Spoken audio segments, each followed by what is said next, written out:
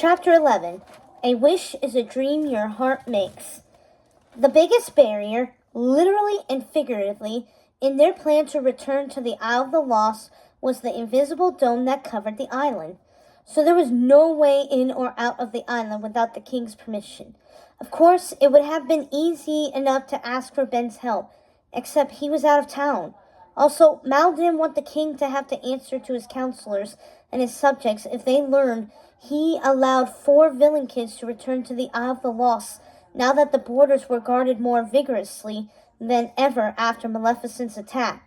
The recent embargo meant much of the goblin barges that brought in supplies and leftovers to the isle had been blocked, and the few that were allowed through were being monitored very closely. Hence, Jay had decided on stealing the royal limousine for their escape. The only problem was how to get hold of the car without being caught. Luckily, the one person who could help him had already issued an invitation. Jordan had asked him to stop by her lamp that afternoon. She was recording a new episode of her popular online show and planned to interview him as one of the Oridon's top tourney players in the lead-up to the Castle Coming game that weekend. Jay followed her directions to the lamp, which was kept on a special shelf in the residence halls. Jordan's lamp was smaller than her father's, made of rose gold with delicate filigree carvings all over its surface. Jay wondered if he should pick it up and decided not to. Instead, he called down into the lamp spout. "Hello in there, Jordan. Just rub the front and you'll pop in," he heard Jordan yell from inside. "No need to shout. I can hear you loud and clear." He did as told and soon found himself comfortably seated on a pink velvet footstool across from a small octagonal coffee table.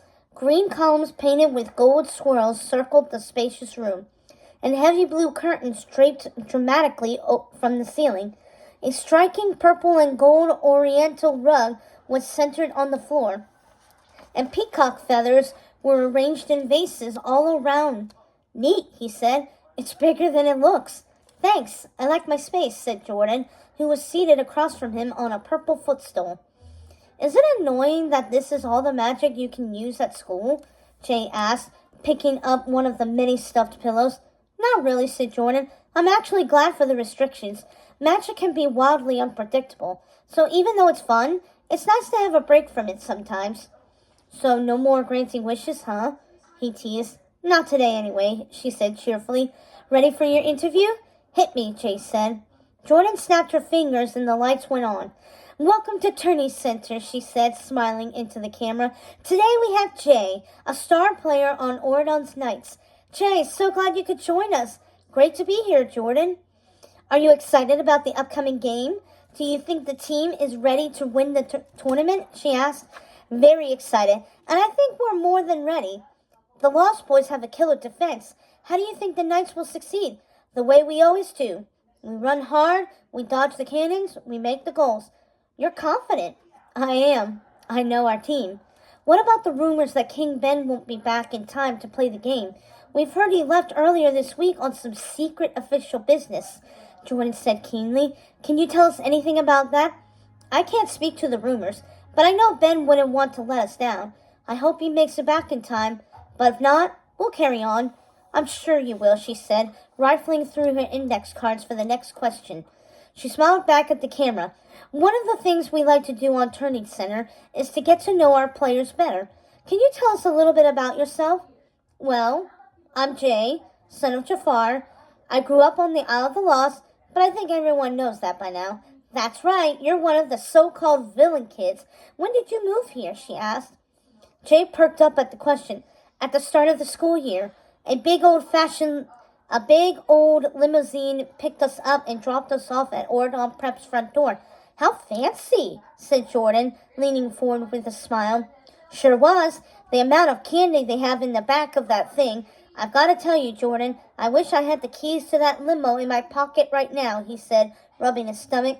"Jay, you know the rules," Jordan said, looking worried. "You can't say the word wish in my lamp, otherwise—" Check your pockets for the keys. You'll have to return She trailed off as the entire room went topsy-turvy, and the two of them were thrown across the lamp like rag dolls. "Must have been another earthquake," said Jordan, struggling to right herself in her footstool. Lamps had crashed. Pillows and peacock feathers were scattered everywhere. "They're so annoying. Every time one hits, my lamp falls on the floor. When you leave, would you mind putting it back on the shelf?" "Not at all," said Jay with a smile, noticing she had forgotten all about the limousine keys. He felt guilty for deliberately deceiving Jordan and tricking her into using her magic. But since it was for a good cause, maybe that was okay. The villain kids were just trying to protect Oradon from harm. He'd have to ask Fairy Godmother about it next time in Remedial Goodness class. Jordan wrapped up the interview and thanked him for stopping by. As Jay walked back toward campus, the keys to the royal limousine jingled in his pocket.